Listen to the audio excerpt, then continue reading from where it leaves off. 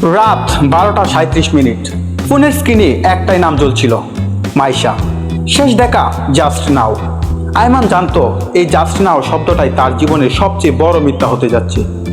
তাদের পরিচয় হয়েছিল অনলাইনে, না কোনো ছবি, না কোনো ভিডিও কল, শুধু কথা, যা ধীরে ধীরে অভ্যাস হয়ে গিয়েছিল।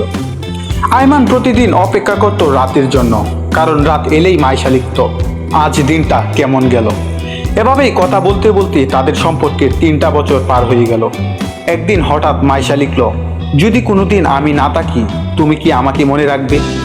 আয়মান হেসে লিখেছিল, তুমি না থাকলে আমি থাকবো কিভাবে? কিন্তু সেই রাতে মাইশা আর রিপ্লাই দিল না। শেষ দেখা থেকে বদলে গেল।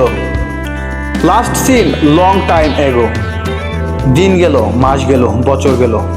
একদিন আয়মানের ইনবক্সে একটা মেসেজ পেল, এক অচেনা আইডি থেকে। লেখা ছিল, আমি মাইশার বোন, সে আর নেই।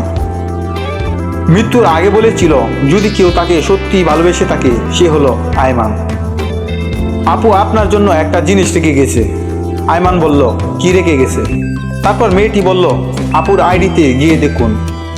তারপর আয়মান আবার মাইশার আইডিতে গেল এবং মাইশার আইডি থেকে একটা ফাইল এলো, একটা অডিও রেকর্ড। আয়মান প্লে করলো।